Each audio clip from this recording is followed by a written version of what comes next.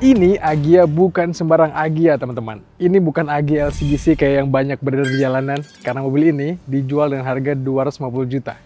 Emangnya worth it ya?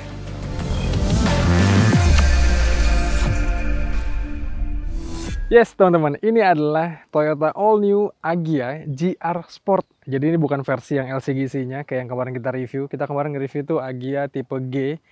Jadi kalau ngebandingin ya teman-teman, paling gampang lihat dari logonya sebenarnya. Kalau versi standarnya, depan pakai logo Toyota, belakang biasanya pakai yang logo burung Garuda gitu kalau untuk LCGC-nya. Kalau ini enggak, ini normal depan belakang dia pakai logo Toyota. Dan mobil ini dibanderol dengan harga 253 jutaan nih untuk versi yang CVT yang sekarang kita tes ini. Tapi kalau kalian pengen versi yang lebih murahnya, ada yang versi manual transmission dijual dengan harga 230 jutaan. Ya, itu adalah harga yang sangat-sangat fantastis untuk sebuah Agya. Lantas, gimana sih rasa mobil ini?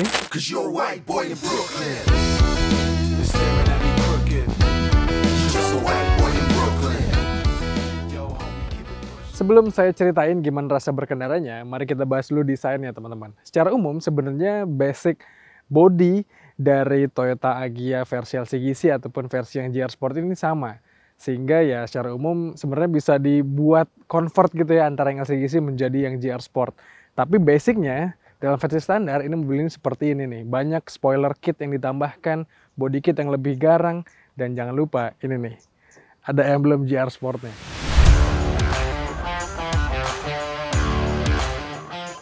Karena mobil ini basis bodinya sama dengan Agya LCGC, Agya GR Sport ini punya dimensi yang mirip. Bedanya lebih panjang dikit aja. Iya, bedanya juga dari ukuran peleknya yang lebih besar. Sisanya sih, ya cuma dikasih kit tambahan yang ngebuat looknya jadi khas lini Toyota GR Sport. Kayak di depan sini nih, ada bumper spoiler, terus ada alis di grillnya yang dibuat hitam nyambung sampai garis DRL di lampunya. Dari samping ada side skirt. Dan di belakang ada roof and spoiler sampai bumper spoiler belakang sebagai kit standar. Dan gak lupa, emblem GR Sport ini nih, wajib banget ada.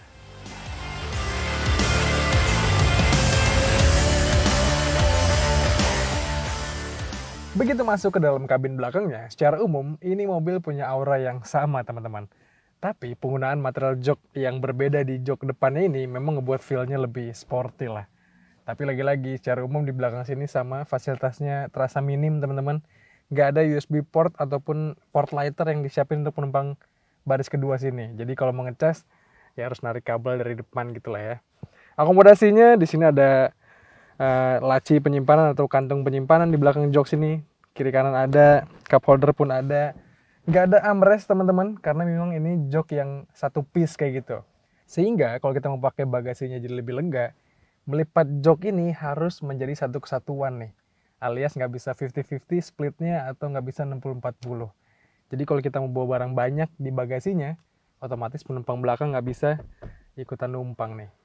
Nah begitu pindah ke kabin depannya, kokpitnya ini benar-benar memukau teman-teman. Untuk sebuah Agya ini sih mobil yang kelihatan benar-benar sportinya. Terutama di area setir sini nih. Ini setir dilapisi kulit dengan jahitan merah, red stitch kayak gini ya.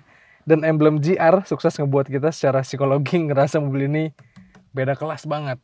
Ada pedal shift di sini. Terus kalau kita lihat, ini instrumen clusternya teman-teman digital. Dan mirip kayak Toyota Race ataupun Veloz. Pindah ke tengah sini, di konsol tengah sini yang bikin beda adalah, lihat nih, Agya punya wireless charging. Wow, keren banget ya. Dan satu hal yang paling menarik perhatian saya adalah joknya nih. Hampir kebanyakan orang-orang yang bertemu dengan saya ketika mengetes mobil ini terpukau dengan joknya. Memang ini ngebuat feel Agya GR Sport ini jadi lebih sporty dan gak sabar untuk mengendarainya. Let's go!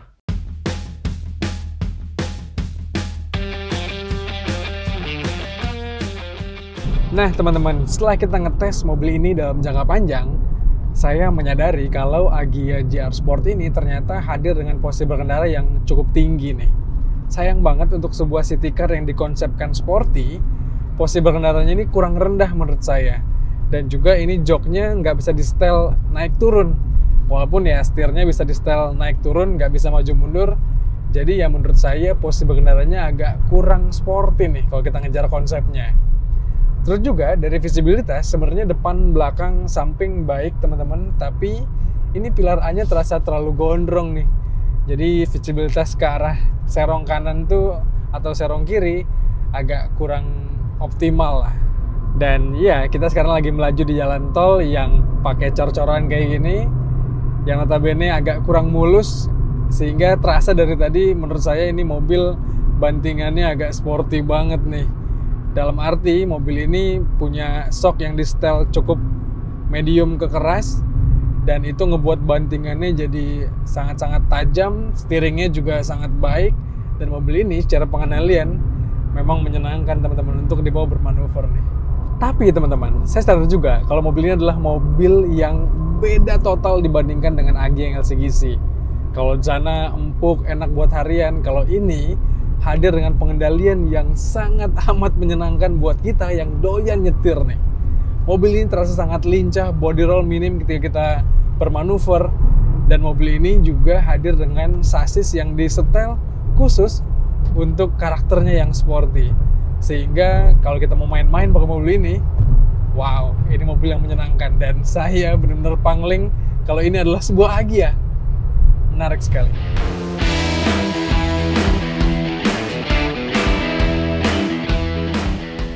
Agya GR Sport ini memang pas dipakai harian. Tenaga dan torsinya terasa cukup baik untuk berkutat di rute perkotaan. Apalagi jika dibandingkan dengan Honda Brio RS yang notabene kompetitornya, mobil ini memang tidak lebih bertenaga, tapi lebih besar torsinya. Oh iya, kehadiran pelek ring 15 membuat mobil ini sedikit lebih boros ketimbang Agya tipe G. Kami tes di rute harian di perkotaan dengan kecepatan rata-rata 25 km per jam, Agya GR Sport mampu mencatatkan angka 16,8 km per liter untuk konsumsi bensin rata-ratanya. Sedangkan di rute tol dengan kecepatan rata-rata 90 km per jam, mobil ini dapat di angka 20,9 km per liter. Not bad kan?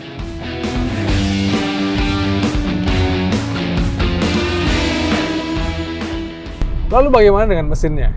Yes, mesin ini Agya GR Sport ini pakai mesin yang sama dengan Agya yang LCGC, yaitu mesin berkode WAVE 1200 cc 3 silinder segaris. Dan mesin ini adalah mesin yang akseleratif, mesin yang dikdaya ditarikan bawah, apalagi karena torsinya yang besar teman-teman. Dibandingkan dengan kompetitornya, mobil ini punya tenaga yang sedikit lebih kecil tapi torsinya lebih besar teman-teman. Dan iya, secara umum karakter mesinnya ini memang mesin yang pas untuk dipakai sehari-hari, apalagi dengan transmisinya yang kuat, yang responsif, sehingga untuk dipakai di rute harian mobil ini terasa menyenangkan. Tapi teman-teman, ketika kita bicara konfigurasi mesin 3 silinder dan mesin 4 silinder, tentu menurut saya mesin 4 silinder itu masih lebih menyenangkan karena getarannya lebih minim dan juga suaranya itu lebih menyenangkan ketika didengar kalau ditarikan tengah ke atas. Untuk mesinnya Agya ini ditarikan menengah ke atas, memang getarannya cukup terasa dan juga suaranya agak kurang merdu terdengar. Apalagi ditarikan atas itu raungan suaranya bisa masuk ke dalam kabin sehingga feel berkendaranya jadi agak kurang maksimal nih maksudnya. Dengan feel seperti ini, tentu buat kita yang doyan nyetir dan cari city car yang satset akan gampang jatuh cinta. Tapi di sisi lain, shock dengan karakter seperti ini rasanya kurang pas untuk perjalanan jarak jauh atau perjalanan ke medan yang kurang mulus, khususnya ketika bersama keluarga. Oh iya, rahasia mobil ini bisa jauh lebih lincah dan lebih meyakinkan feel berkendaranya ketimbang Agya LCGC adalah dari sasisnya. Toyota mengklaim sasis ini didesain secara eksklusif untuk memberikan performa yang lebih baik. Gak heran ya kalau mobil ini andal banget dipakai bermanuver. Setelah kita ngebahas mobil ini secara lengkap, mari kita rangkum juga kelebihan dan kekurangannya. Dan kita mulai dari kelebihan dulu. Kelebihan pertama datang dari fiturnya yang lengkap banget teman-teman. Gak kayak Agya yang versi LCGC, mobil ini punya fitur yang segudang. Pedal shift ada, wireless charging ada, kamera mundur ada, vehicle stability control ada, dan mobil ini punya fitur power mode sampai instrument cluster yang digital. Dan kelebihan selanjutnya adalah mobil ini hadir dengan pengendalian dan bantingan yang sangat amat sporty. Sesuai namanya, Agya GR Sport, ini mobil dituning dengan khusus sehingga feel berkendaranya, pengendaliannya, dan rasa berkendaranya benar-benar menyenangkan sekali. Jangan anggap remeh dan jangan bandingkan mobil ini dengan versi LGC.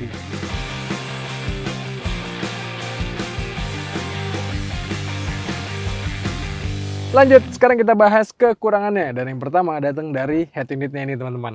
Gak kayak kompetitornya, yakni Honda Brio RS, mobil ini, head unitnya nggak dibekali dengan sambungan Apple CarPlay dan Android Auto. Memang nggak terlalu gimana-gimana lah ya sebenarnya, apalagi karena ada tiling, jadi bisa di screen capture atau bisa screen record dan connect ke sini. Tapi menurut saya, hilangnya Apple CarPlay dan Android Auto itu cukup signifikan nih kekurangannya.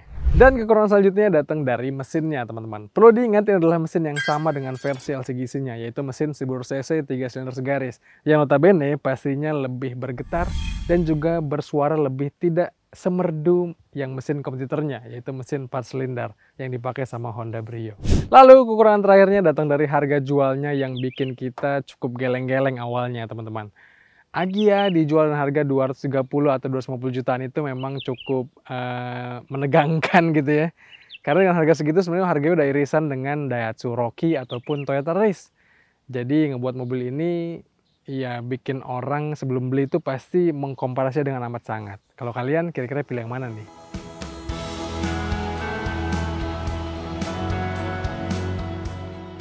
Kehadiran Agya GR Sport ini jelas mengganggu Brio RS yang lama tidak punya rival.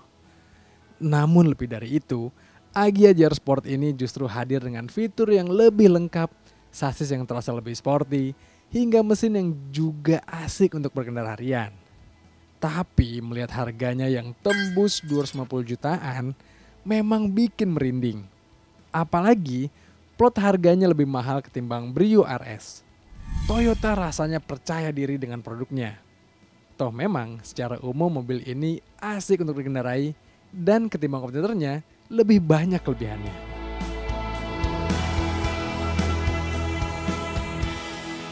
Well teman-teman, itu dia tadi ulasan kami soal Toyota Agya GR Sport ini. Lagi-lagi menurut kalian gimana? Kira-kira pendapat kalian apa soal mobil ini? Apakah dengan harga 250 jutaan itu worth it untuk meminang sebuah Agya? Coba kalian sampaikan pendapat kalian di kolom komentar di video kali ini. Dan seperti biasa, jangan lupa untuk baca ulasan lebih lengkapnya di kanal Detik Auto.